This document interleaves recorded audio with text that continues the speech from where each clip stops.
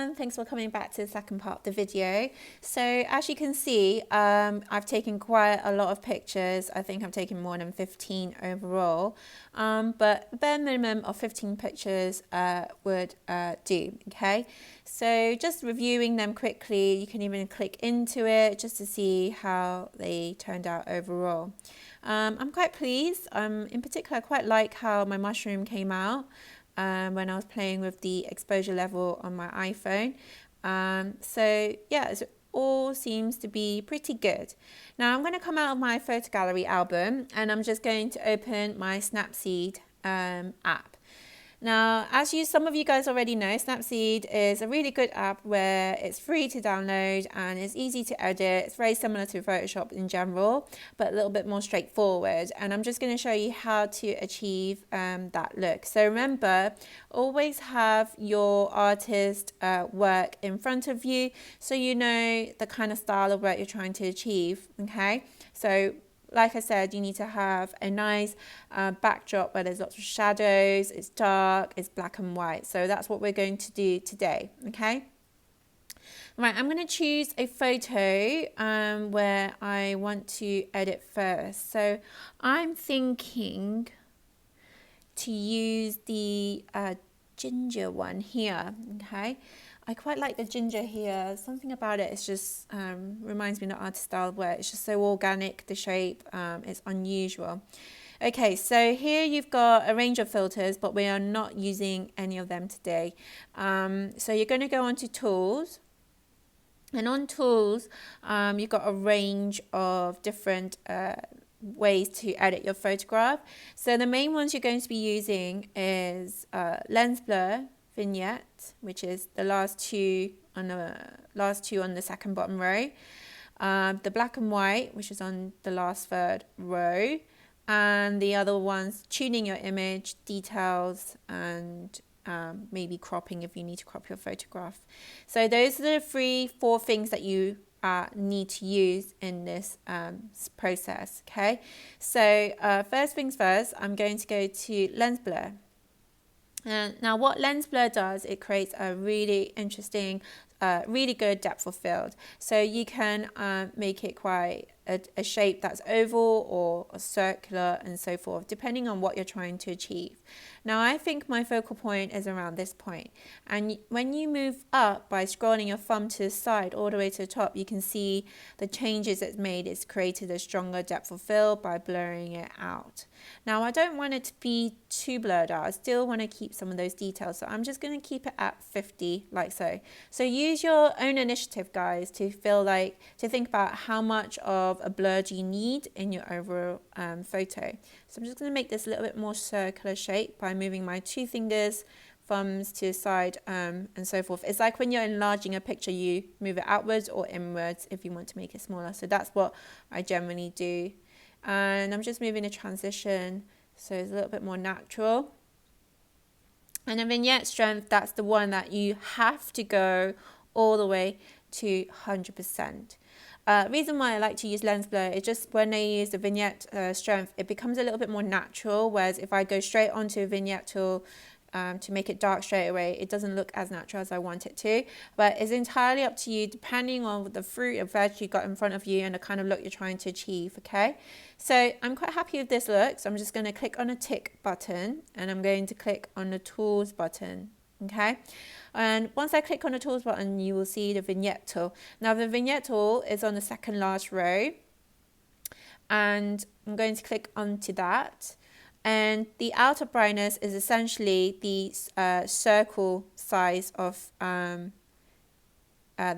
how you want how dark you want it on the outside area of that circle. So you can even make that circle smaller or larger depending on what you're trying to achieve. You can even move the circle pointer to a certain direction to create a new focal point. But here I want this to be the main focal. Something about this shape reminds me of, I don't know, weird thing to say, but it reminds me of my grandparents' hands and how strong their hands are and how they hold on to you. So it's, to me, it kind of symbolizes age and strength. and love, in a sense, family love. So, okay, so I'm going to move this around. So if you hold it down, you can see the difference it's kind of made. So I'm going to move the darkness to be a little bit like this. I do want the edges to completely filled in. And I'm just going to move this around like so. And then if you scroll down to inner brightness, you can either make the inside circle really bright. So when I say inside circle, it's basically the shape of this circle. Or you can make the inside circle really dark. And I really like it really dark, because if you remember looking at an artist's work, it's all about the showing a strong depth of shadows and contrast and detail. So that's what we're going to try and achieve. Okay, so I'm going to make this circular shape a lot more smaller like this. And then once you've done that, you're then going to just have another final check to see if there's anything else you need to change as you go around. You can even move your circle around to see where else you want to go. And I think that should be fine by the looks of it. And click on the tick button. Now, the next thing we need to do is black and white. So go to black and white, which is the last third row. And you have different options. If you scroll across at the bottom, you got neutral, contrast, bright, and so forth.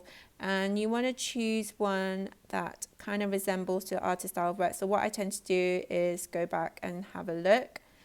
And what I'm going to do is probably choose bright or even contrast.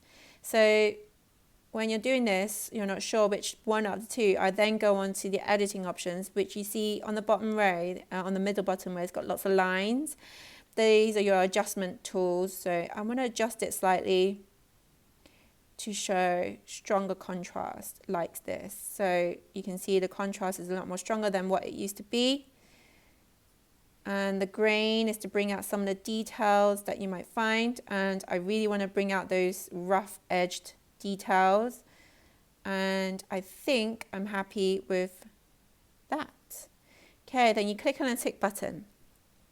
Once you've done that, you're going to go on to tune image, which is essentially your adjustment tool when you use Photoshop. So you want to adjust the overall exposure, the contrast.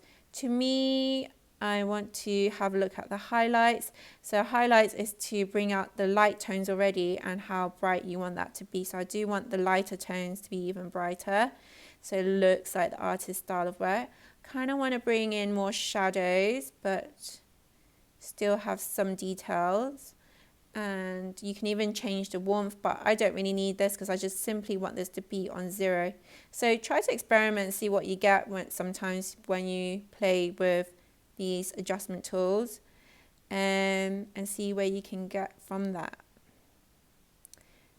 And I think that's overall okay. And then you click on the tick button. And then I'm going to go into details. And details is all about how crisp you want your photo to look. So for structure, it's the sort of the finer details. And I'm going to bring this up right to the top. You don't need to do that. Remember, your photo is going to look very different to mine based on the lighting, based on the objects. So it's going to look different. It won't look exactly like mine.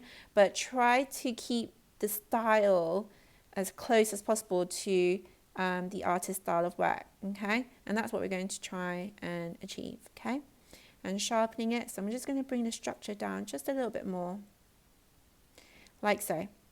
And then that should do. That's from before, and this is after, and that's how you can achieve that look. Now, if you want to crop it, you can just think about what is it you're trying to crop. Why do you want to crop it? Is it to zoom in a little bit closer? I like to keep the frame size to the same as it is. So for instance, if it's original, keep it as original frame size and make it smaller. So that way you don't have a random shape when making it smaller. So just to give you an idea, if I want to make it smaller, I could do something like this. Makes it even more abstract. If you make a mistake, just in case you don't know, on the top row, and you have this button where it's got arrow facing back and layers beneath it. So you click on the arrow facing back, and then it gives you an option to undo, and that will do the job. But also, if you feel like, let's say, the point of where the circle was darkening isn't quite where you want it to be, you want it to be lower, then go to View Edits here, and that basically show you all of the layers, meaning the adjustment tools that you've basically just used. So I'm going to go to my vignette tool, and I just want to adjust that again. So you know where all the lines kind of icon is, click on that, and then just move this further down. So that will be your new focal point kind of thing. So that way there won't be too much of an emphasis on the higher part, but you can even crop it and make the changes from there. So that's what I've done, and that's created a new kind of texture. And you can just keep experimenting until you get it right, because at the end of the day, when I edit something, it doesn't take me always 5 minutes to do. It does take a bit more time. So I might just experiment with this a little bit more. Okay, so I think overall I'm quite pleased with this. So to save your work, you then click on export, and then you go to save a copy, and then you should be able to find this in your photos gallery as your copy.